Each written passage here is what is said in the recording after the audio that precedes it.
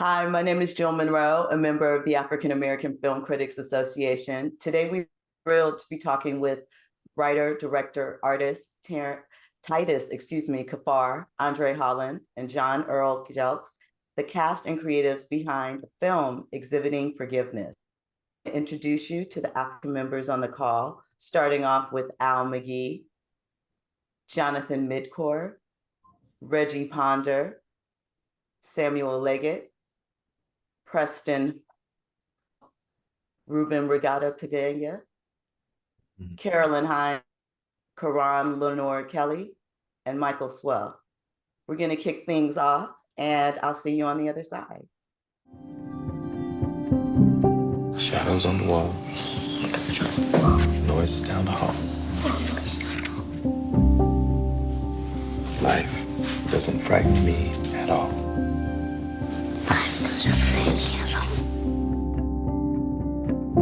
Mean old Mother Goose. Lions on the loose. They don't frighten me at all. Dragons breathing flame on my counterpane. That doesn't frighten me at all. I go boo, make them shoot. I make fun the way they run. Life doesn't frighten me at all. Mama Joyce! Oh my God! Hello. Haha. I ain't seen you for 15 years, but now you want to be somebody's granddaddy? You somebody's daddy? Right, Now? I don't want him to hear this.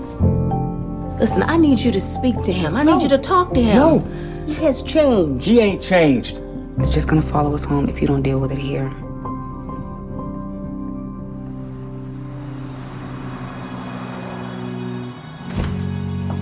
Let's get it.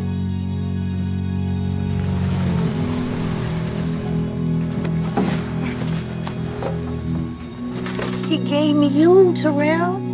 He was my first love. He was my first love. Hey, you got flaws, Terrell. Ain't you got flaws? I'm not the same man you used to know before, Terrell. That's what you said, right? Why are you still making excuses for him? If you don't forgive others of their past sins, then you can't be forgiven. Have you asked yourself once, one time, what's best for us? For him, for your grandson? This ain't about him. It's about Mama. What we do, what we do, brick by brick, that's how we move. I put it on canvas so that I could hold it by the throat. A foundation built with bricks that we were never given.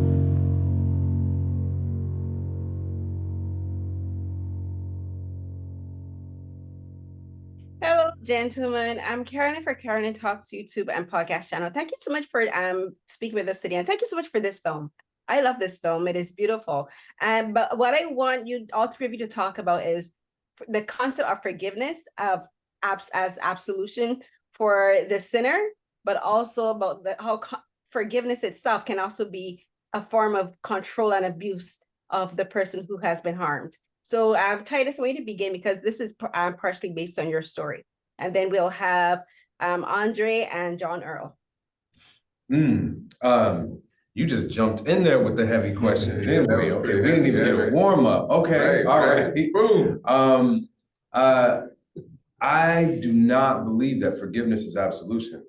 I don't see those things as the same. We talk, and we've had a lot of conversations about the fact that forgiveness is also not necessarily reconciliation. Those two things are not synonyms. And absolution, I don't even think is a part of the conversation. I think that to forgive someone, the kind of forgiveness anyway that we're talking about in this film is the kind of forgiveness that allows us to unburden ourselves by the things that we carry. So if you've harmed me, then there is a debt. And my forgiveness is the action of saying, you know what, you no longer owe me that. I'm not going to hold that against you. That is not necessarily saying that, and after that, we are going to go fishing together. We are going to go have a drink together. Those don't have to be the same thing. I think it's dangerous. I want to repeat that again. I think it's dangerous when we talk about forgiveness as a synonym for absolution. It is not. There are victims who are harmed in these kinds of situations, and they should not be asked to forget these things that have harmed them. In fact, if we pretend like we are supposed to forget those things, oftentimes it does more damage to our psyche than it does to anything at all. And it will just come back to haunt you later. So it's better just not to play that game. Yeah, I think that I can't say much better than that. I think that's exactly right. And I think sometimes the language we use around forgiveness maybe needs to be adjusted. You know, we often say forgive and forget, but maybe we should be saying things like remember and do better. Yeah, I totally agree with that. And not to be held hostage because of that. Because sometimes you can be held hostage because you feel that, okay, I'm holding this in, this whole thing about should I forgive this person or not, only because you love them dearly. So I believe that, like Titus said and Andre, I agree with them both that, you know, you definitely have to put boundaries up. Yeah, I agree completely. And Andre, I love the way you put that just now. That was beautiful. Thank you so much. Thank you. Hello, gentlemen. My name is Samuel Leggett with JVS Media Productions. Thank you so much, Titus, for bringing this movie into the world. I had the honor of checking it out at Sundance. This was one of the best films I saw then and still one of the best films out right now. So I just wanted to tell John and Andre, the dynamics of you as a father and son is very intense, but it's very rich and real and raw. And so the question is really for both of you. On the aspect of generational emotional trauma, I want you guys to kind of break down, how did you guys work with Titus through the script to kind of prepare you guys to be vulnerable to the concept of what your characters are going through at that time, and then also dealing with the reality, the cost of forgiveness. And even with that, did that affect you guys after filming the film? Well, he went in, didn't he? Yeah, they're not playing on that. Right? Whoa. You know, here's what I have to say about that, Billy, is that Titus wrote it as is. I mean, everything was on that page is what we portrayed in these characters. And it was not easy, but I can truly say to get these emotions across from what he had written, he made sure that it was a safe space and allowed us to tap into all those emotions that was on that page, that was in that script. And one of the greatest things that not only do I trust Titus and what he wanted to do with this and as a director, but I also trusted my castmate, you know what I mean? That I can go there and still not feel that I'm gonna be, you know, all the way out with this thing, that he was gonna be able to catch me. And that's one of the reasons why you're probably seeing what you saw, but because it was already there. What we did was just actually just stayed in the truth of it, laid in it actually, slept in it, you know, and just said what was there and felt it for real. And yes, I took it with me. I was feeling that like days on, even now, man. I mean, I'm still dealing with some of the stuff that I've learned from this film, man, you know. So yeah, that's my take on it, right? Well said, man. Yeah. I mean, I would say similarly, you know, one of the things I think about a lot is like the ways in which Black folks know stuff, like how we acquire knowledge and how that knowledge is often shared. You know, as you were talking, John, I was thinking about, you know, the Black church, for instance, right? Yeah. You know, when we all go to church and somebody get up to sing, we all know within the first 5 seconds whether or not they got it. Right? We don't have to talk about it. We don't have to say that. We just all know, right? And if they ain't got it, somebody gonna say, baby, that ain't your name. And like, I think, you know, it's one of the things I love most about us. And at the same time, you know, there are ways in which we know things that maybe aren't so comfortable to know. So in this case, for instance, when we started talking about this project and about this idea of generational trauma, what we found, I think it's fair to say, is that we all had some experience with it. And so it made it really, you know, difficult to talk about, but ultimately very healing to talk about. And so I think part of what the work that this movie is doing is trying to invite other people into that conversation. So yeah, it's a great question. And I appreciate you asking it, man. You guys had powerful performances, and Titus, thank you so much for being here and what you've done and contributed to this story. Thank you. Thank you. We just had a coffee. Sorry about that. That's okay. That's all right. I'm just so proud to see you guys here. I'm gonna give you YATicket.com. I really enjoyed this film. And Titus, this seems to be another one of your artwork, a piece of your artwork, because the two, LeBron and Terrell, they seem to be your subject matter for this piece of work. And you have very many layers in this film. Did they fully understand the layers in this film when you put the script together? And also, did they understand that you as an artist, that you were putting together a piece of artwork?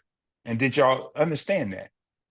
That's what we connected on from the beginning. I mean, I made it clear to everybody, I don't have a reputation as a filmmaker. What I have a reputation is as an artist.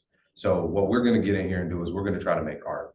And so that was, I said that to my team. I said that to producers. I said that to everybody who was getting involved with, we were getting involved with. And the thing that I knew conceptually, but didn't realize in my heart is that, oh yeah, actors are artists. So that was the very thing that we connected on every single level. I mean, Andre and I, as we worked in the studio, I was teaching him how to paint. He was coming to the studio over a 3-month period, and just we would start talking about our different practices and how it's similar to my painting practice, and what is the relationship between bringing a character to life off the page and bringing a character to life on a canvas, right? So that idea of it being art was fundamental to the entire project, and there was nobody involved who didn't understand that at the base level. Yeah, man. I mean, I'll just say similarly, Al, I feel like a big part of the job of the actor is knowing how to ask the right question. So for instance, you know, when we read the script, one of the things that was really apparent, right, is that there is a certain amount of anger that Terrell feels towards his father, right? Yeah, exactly. But when you start asking questions about that anger, and you understand that actually, like, there's something underneath that anger that's fueling it. And then there's something underneath that, and underneath that. And if you know how to ask the right questions, and you have the courage and the bravery and the rigor to continue to ask those questions, like Mr. Jelks does, genius Mr. Jelks over here, you keep asking those questions, then you ultimately get to something that's useful to you, that maybe you didn't know was there before, you know? And you put it in your pocket and you carry it around. And then one day when you're on set, like when we were in that basement, suddenly it starts to show up in this kind of magical way. So I think you're absolutely right to, you know, point to the layers that exist in the story and also within each of the characters. And again, it's down to the brilliant writing and also to the honesty and vulnerability with which Titus entered into relationship with this story and with this script. He came in vulnerable, and it demanded that we all meet him in that place. Yeah, I totally agree with that, man. And just to add on is that those layers was like, you know, climbing a ladder. You know, we couldn't miss any steps. Because if you miss a step, you might say, oh my God, you know, I mean, you fall. Yeah. So Thank you for answering my question. I really enjoyed the film. And also, I felt this film also. Ooh, did I feel it? Thank you. Appreciate you. Appreciate you. Hi, gentlemen. My name is Reggie Ponder out of Chicago. And Andre, I hope to see you in Chicago next week when you come to the Chicago Film Festival. So looking forward to you coming there. Be the light on. you know, the light stays on. But anyway, I do want to make a little bit of comment, Andre, to your question about your thing about we know in the first 5 seconds, but we do all know that sometimes we get surprised in the next 10. There's somebody every once in a while they be like, "Oh snap, I was wrong. So, I need to come to your church. Mine, we don't wait 10. You got it or you don't.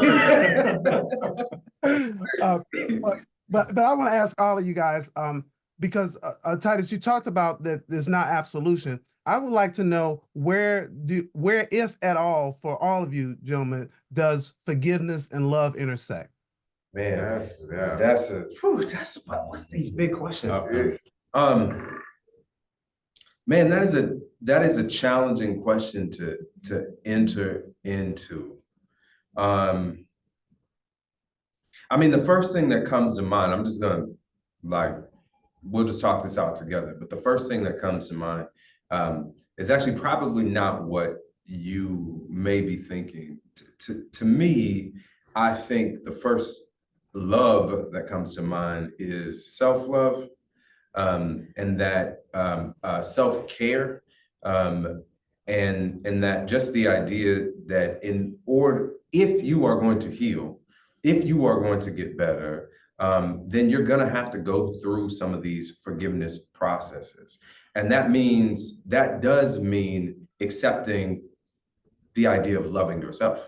That this is the idea of forgiveness isn't just for the people who we are forgiving. And in many cases, it is more about our health and self-care than it is about anything else. So for me, it is that self-love that I think of, right? That we're not carrying these burdens because they're heavy on us. And then once you start there, that's when it trickles out, right? You first are able to say, okay, I need to love myself in this process. I need to stop carrying this burden. And what you realize in that is, oh, great, this is excellent, because now I'm not passing on this burden to my children. And my children don't have to pass it on to their children, right? And so then it trickles out from there to your love for your children, your family, and everybody else around you. So for me, that's how I think of that question. And I totally agree with that. And but I also want to say that does it really, in terms of intersect, or it become like a crossroad? You know what I mean? Because you can hit that crossroad where you don't know where to go with that. You know what I mean? Do I really give this person, or do I just try to forget? And I think that that crossroads, when you get there, you're gonna have to, choose one. You're gonna have to choose one of those roads, and that road you're gonna have to stick with. If that's the road of love, then okay. But if it's a road, like you were saying, self-love, it starts with that. It definitely starts with that. Let me add one more piece to that. Because of that self-love, that actually means you give yourself space to say, I forgive you, but we don't need to be in relationship, right? We are toxic for one another, right? You've had that relationship with somebody where you're just like, we just don't do well together. I can let go of all that stuff, but we don't need to be hanging out. This is not beneficial for anybody involved. And I think that also comes out of a kind of a self-love and a self-care. Any thoughts there, Andre? Man, so many. I'm trying to organize them. I mean, one thing that comes up is when you ask the question, I was thinking about love and like what that really means. You know what I mean? And when I think about love, I think about home, right? Like my home and the community I grew up in, where a place where I knew I was loved. I knew what love looked like because I felt it and experienced it all the time. I was around people who loved like my Black skin, they loved my hair, they loved all the parts of me. So I think that's what love is. So when I think about forgiveness and relationship with love, I suppose, if there's been a breach, that forgiveness or potential forgiveness is a doorway through which one might begin to repair that breach. And sometimes that repair, as Titus is saying, doesn't look like we're in relationship with each other. We're on the phone all the time. Maybe it looks like I'm gonna love your skin and your hair and all that you are from afar. And that's okay too. But that's a deep question, man. I'm gonna think more about that. I appreciate that. Yeah. Wow. Well, thank you, fellas. Really appreciate it. Appreciate you. Hi, I'm Jonathan from Casual Movie Lover. Watched the movie last night. I loved it.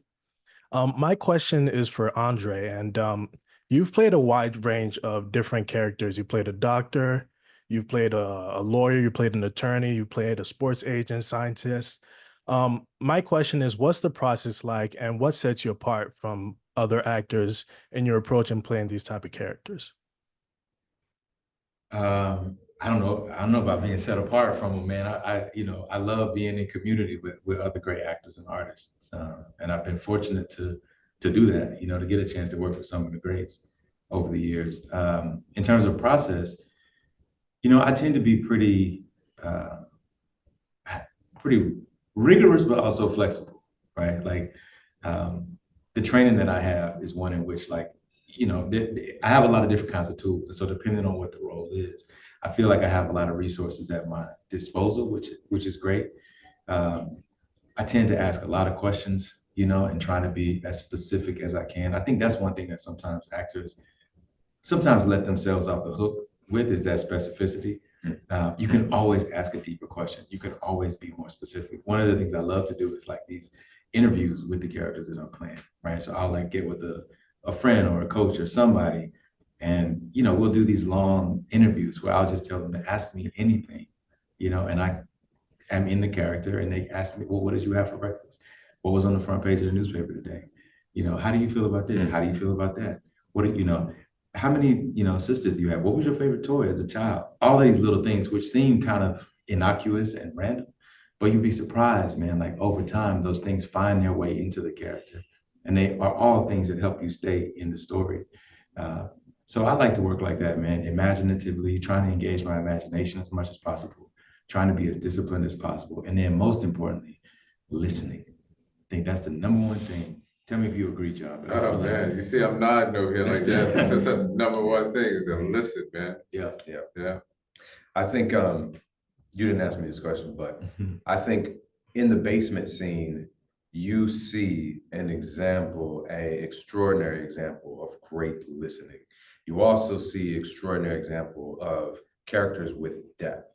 You can see what they're doing on the surface and understand that, as he's saying, there is so much more inside. There's no superficial surface acting anywhere in this film. These artists engage this at the deepest level. I was telling folks last night, I think for those folks who don't understand acting, we think, oh, you give somebody a script and they pretend. And that is not what the greats do. That's not what they're doing. They're embodying something. They're manifesting something. If it is pain, they are feeling that pain. If it is joy, they are feeling that pain, that joy. They are not playing at anything. And that to me is what sets these folks apart and what sets the performances apart in the film that you just saw. Hi, my name is Ruben Peralta from Cocaleca Sanet. How are you guys? How you doing? How you feeling? I'm doing great. For many great artists, escape, the art is a form of escape. And it was for Tyrell, it was probably for you, Titus. Like creating this character probably was a way of escaping for your reality, the way you paint and everything. Also, you reflected on your Tyrell character. It is for you as an artist, for all of you, your art a form of escaping your reality to live a different life, or just to escape for something that's going on in your private life?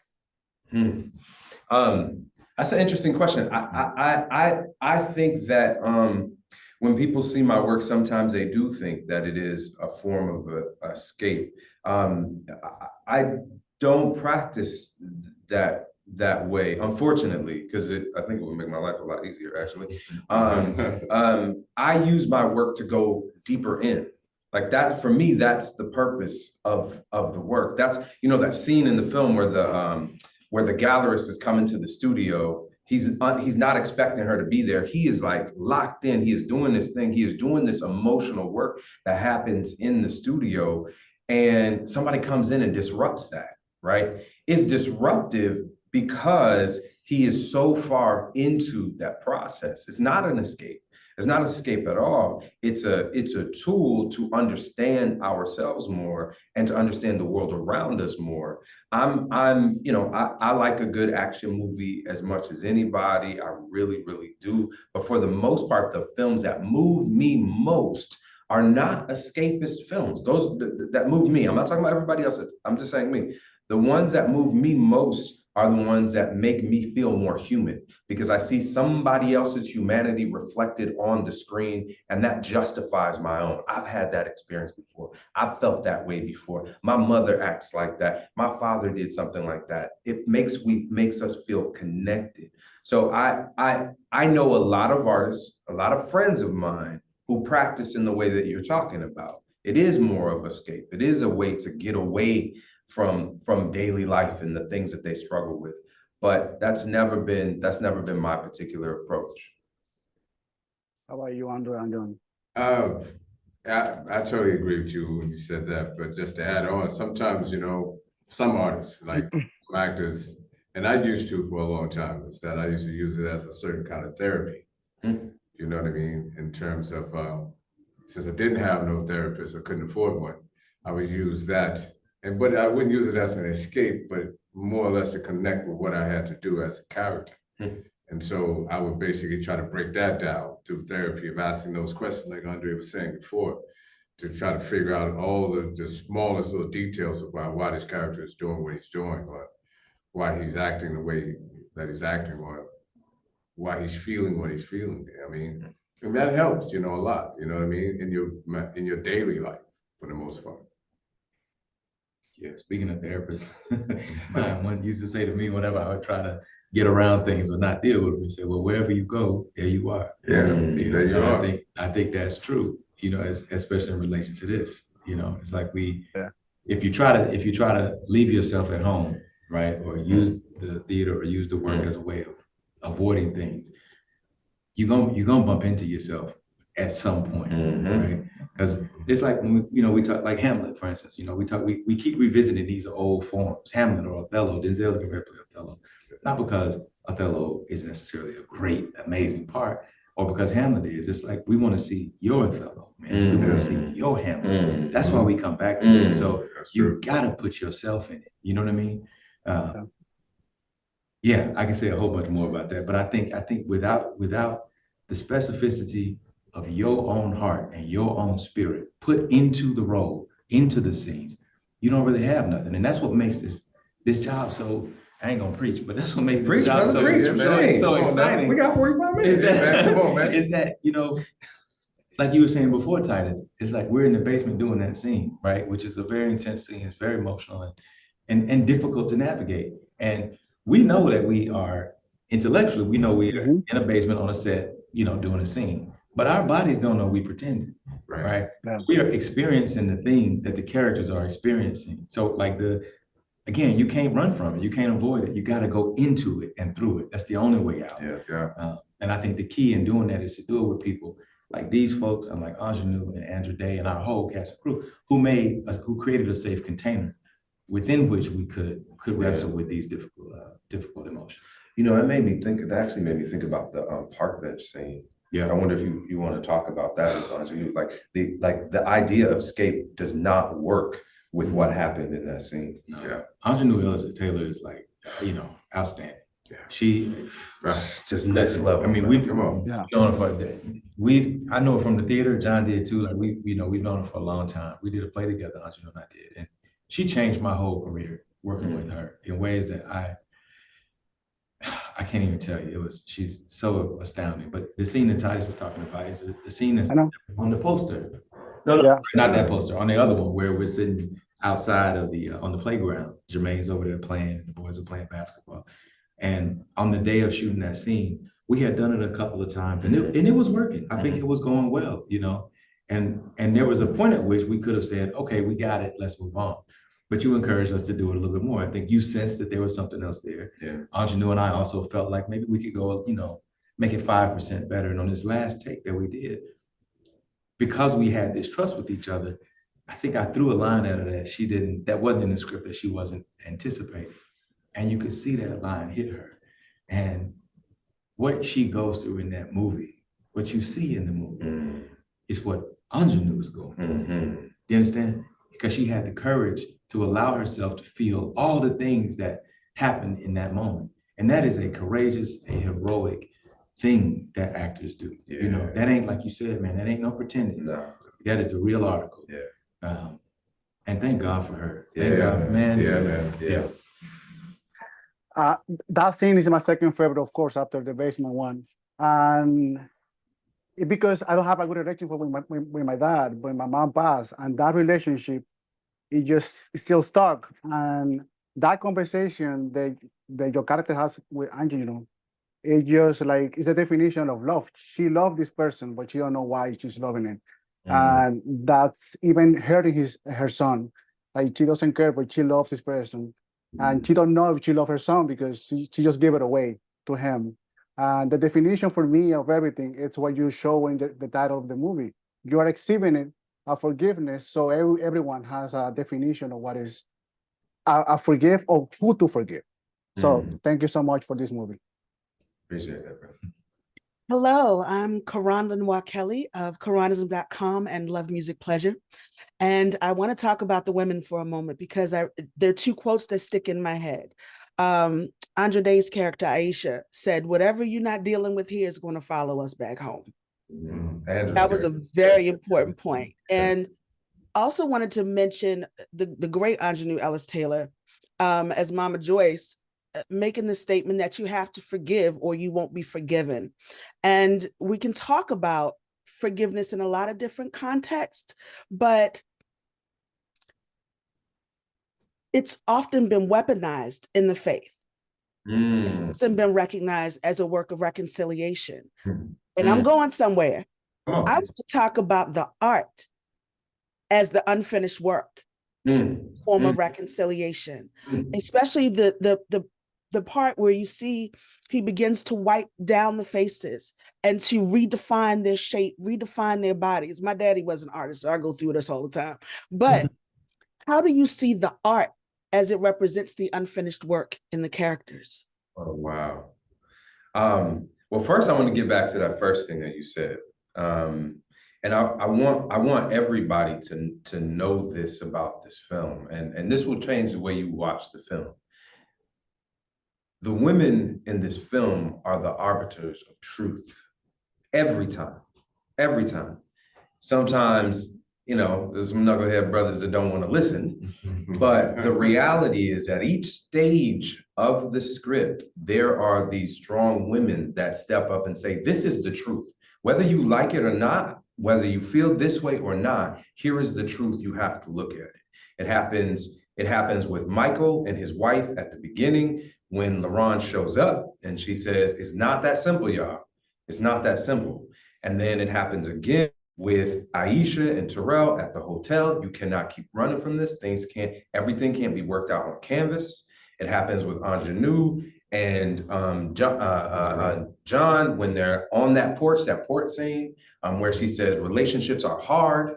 You never understood that relationships are hard. At every single stage of this film, it is the women that step up and say, let me tell you the truth, whether you like it or not. So I'm glad that you recognized that in the film. In terms of the paintings themselves, I mean, what I wanted to do with this film, you said your father is an artist, and so that means that you've seen the process of a piece go from idea to object. Most people haven't seen that before. Most people don't get to engage with that. So for me, that was something I really wanted to dig into in making this film, was how do I visualize the process of an idea to the canvas? I didn't want it to be literal, right? I didn't want the paintings to be like, oh, I'm having a problem with my father, so let me paint a picture of me having a problem with my father. You'll notice that the paintings are not didactic like that, right? Because they're my paintings and I don't tend to make didactic paintings like that. So the paintings are more exploratory. The paintings are more magical. And you know, the first one that enters in, right? What do we have? We have these canvases that are pushed into the composition by Terrell's younger self, right? This strategy is almost like, in some ways it's this gift to Terrell, but it's also, is it this curse, right? Is it like Sisyphus pushing this rock up a hill? How do we save this boy from this cycle of having to do this again? When does he get to rest? And conceptually within the film, he gets to rest at the end. When Terrell goes to that painting, he steps into that moment of trauma and that thing that plays again and again and again and again in his head. And as his adult self, he goes into that moment and he rescues that child from that moment and places the child on the looking chair, on the chair of inspiration for him, on the very chair that we started the movie in. We start the movie in that chair and then we end the movie in that chair. I don't even know if that answered the question, but You sure did. As far as the unfinished work and the reconciliation, my father would always say, you know when it's done. I believe it's the same with reconciliation, and the artwork is stunning. This was a gorgeous film. Thank you. Hi, I'm Michael Sowell from Washington, D.C. First, I just want to say thank you for giving me the opportunity to speak with you. This film for this whole year been my favorite film this year. When I was interviewing Anjanou and Andra for Deliverance, I said I had to give them their props for this film because all of you guys collectively basically gave me a blessing watching this film. And with this film, obviously talks about the topic of forgiveness, particularly in the Black community. And it revealed an area where in my life, where at the end of watching that film, I had a call to action. What call to action would you want to give to audiences when they're watching this film, revealing areas of unforgiveness in their life and people they need to forgive too, or forgive themselves?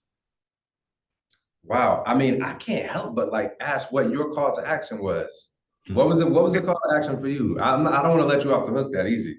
No, I'm glad that. No, thank you. Throwing that back at me. No, I think it's also as I'm me and my wife, and we just got married, how that there was areas in our life where I had to forgive, my mother. As I'm, eventually becoming a parent, is that seeing that how the unforgiveness of that when I was growing up as a kid, I didn't understand why she was so overprotective of me, and I felt like to the point I was being suffocated sometimes. But really, at the end of the day, now in my adult life, I'm having a sense of being grateful because I know that some people didn't have that, and I didn't understand that as a child.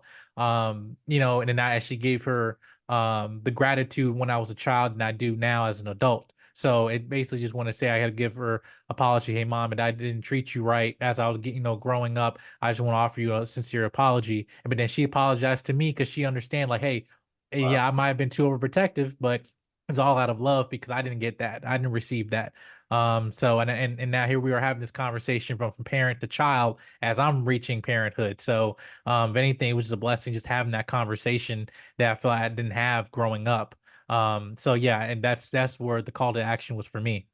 I love that, man. I mean, dude, how often do you get to work on something that has this kind of impact in the world, right? Like we made some art. That's what we did. We made some art and it went out to the world and folks are coming back and telling us like what that work is doing. See, this is the work actually working. And so, you ask about a call to action, and I think the challenge for me with the call to action is what I am beginning to understand is everybody takes the thing that they need out of this film. So let me give you an example. My auntie and my cousin came to see the film in New York. And my cousin, we grew up very much the same way. He was sometimes on the back of that truck with me. And his father and my father, they ran together in the streets. It was very, whatever. We ain't got to get into details about that. But my auntie, she saw the film, and at the end, she goes, "Baby, I'm so happy that he forgave his father at the end of this film.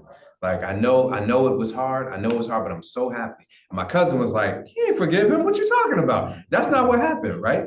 And so I've now come to realize that depending on where you are in your journey, you will interpret the end of this film in a way that's necessary for you. And so as far as like a call to action, my call to action is only to open yourself up to the experience. Like open yourself up to the experience of watching this film and let the work do its work. It's funny, when you say call to action, I mean, I think about some of my friends, right? That have real daddy issues. And they're like, in their 60s, you know what I mean? And I'm saying, whoa, how can that continue on for that long? And then they said, man, if you only knew what was done to me as a child, those things have taken toll on me over the years and inside of my relationship. So I guess I would say that the call to action for me would be that start really going in, even if that person is basically no longer here on this planet, you still got to figure out a way to deal with it within yourself. Like, like how do you kind of reconcile inside of yourself what this is? And like Titus said, you're going to pull something from this film that's going to help you. You know what I mean? And once again, with these guys, I had one friend that saw it. He said, wow, I walked down the street after the film was over and I had to take a long walk. And he said the whole time I was walking, I was just looking up at the sky. Me and my dad had been gone 20 years. That's what my friend said. He said, but I kept saying, I forgive you, Dad. I forgive you. I forgive you. I forgive you. So yeah, like Titus said, you're going to be able to pull something from this that's going to help you. And especially, like I said, with people that definitely have daddy issues. Yeah. I mean, I can't say much better than that, man. The only thing I would share is I feel like maybe for me personally, like, I don't know that I necessarily feel like there is a single call to action, right? Like that I hope people go out and do any certain thing. I mean, we're doing a lot already in our lives, right? Part of what I think the like magic of cinema and of theater is that, broadly speaking, it's a dark place into which we shine light, right? And so if we imagine our bodies, our psyches as that dark room, maybe shining the light of our consciousness on things that we've buried inside is the work, right? Like maybe that's the work, just to become aware of the things that maybe we haven't talked about or haven't expressed that may or may not lead to forgiveness or have even to do with forgiveness. It may just be that kind of inner self work, that we need to do. So if nothing else, I hope it invites people to consider for themselves, what are the things that I haven't shed light on in my life? So I think that's one. If there is a like more call to action thing, I will just offer, I hope that people feel inspired to tell other people to come and see the movie. There you go. Because there you go. This Totally, film yes. is like, it was so, Titus can speak best about this. It was so challenging to make this movie, and I think had he chosen to go the traditional route, I don't know that the movie would have gotten made, right? And when I think about all the movies like this, all the movies that Black and brown folks work so hard to try to make, we can't afford to lose this art, and I think the only way that I could think of, right, that we can continue to make stories like these is if people come out in droves and see it and support it and talk about it and tell other people to go and see it and talk about it. So I hope y'all find it. I hope your readers and listeners find it useful, and I hope they come and check us out. Can I don't know how much time we have, but I would actually like to step into that conversation just a little bit. I feel like this is the right context to have that conversation. A lot of our films don't get made. There's a lot of people who are great writers, who are great actors, and our films don't get made. This film got made because we went a very unconventional route. We didn't go with Hollywood funding to make this thing happen. We had folks who were coming to us saying that they would give us funding, but that funding had strings attached to it. We'll give you the money, but you got to cast that person, you got to cast that person. And it's the same lineup. But how do we grow up the next generation of talent if we keep choosing the same people every single time? It doesn't make any sense to me at all. So I sent my script to a friend, and I said to him, I said, this is my script. Just take a read. He read it. He came back. He said, look, I don't know anything about Hollywood, and I don't know anything about making movies, but I have money, and I'd be happy to give it to you in order to make this film. So what that meant was, his name is Sean Cotton. What that meant was, got his number. That's right. He'll be here on the 24th. What that meant was, we had the freedom to do it the way that we wanted to do it. What that meant was, when Hollywood said, oh, this is what you're supposed to do, this is who you're supposed to choose, we could go, nah, that ain't what we want to do. We're trying to make art over here. So y'all can stay over there with that. And we are going to be here and make this film. And so we were able to make a film that I now recognize, maybe y'all already knew, but I now recognize is not what Hollywood expects. This is not your traditional go into the movie. This is a different thing. This is, in many ways, this is a mission-driven film. And we are realizing, as I said before, that the work is now in the world doing the work that it needs to do. And so the call to action is what Andre said, for real. And that is, Hollywood will not understand that we want to see our lives reflected in this way unless we show up at the theaters. For better or worse, that's how the tally is counted. That's how we know. That's the measure of success in this particular industry. So the call to action, go see the movie. Go tell somebody that you love to see the movie, and then, maybe go see the movie again.